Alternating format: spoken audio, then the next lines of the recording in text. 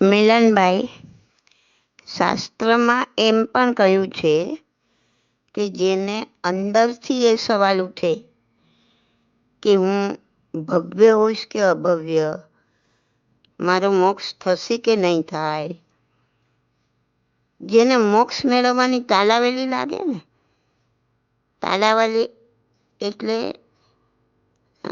કેવી તાલાવેલી કે દાખલા તરીકે પ્રિયતમા પહેલી વાર મળવાની હોય ત્યારે એને મળવાની કેવી તાલાવેલી લાગે, ન મળે ત્યાં સુધી ચેન ન પડે.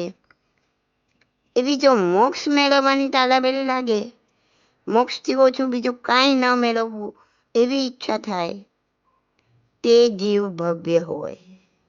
તે જીવ મોક્ષ મેળવવા માટે ઉત્કૃષ્ટ પ્રયત્ન કરે, સમ્યક પુરુષાર્થ કરે અને મોક્ષ મેળવે.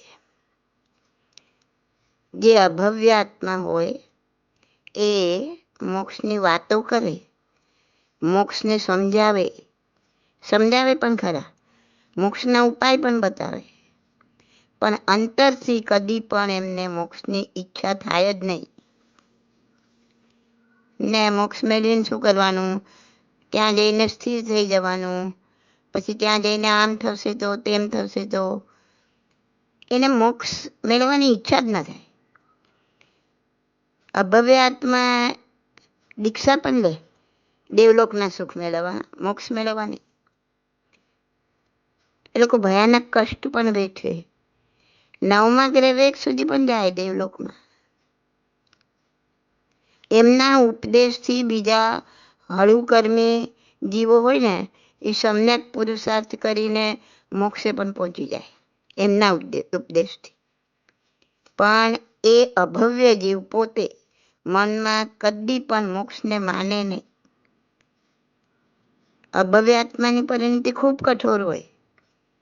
એમની આંખમાં કરુણાના આંસુ ના હોય, અનુમોદનાના કે પશ્ચાતાપના આંસુ ના હોય, કદી ના આવે.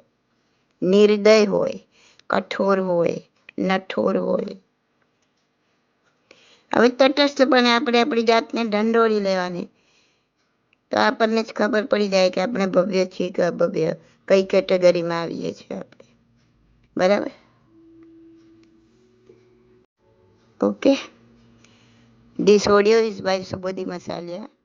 My contact number is 88500 88567.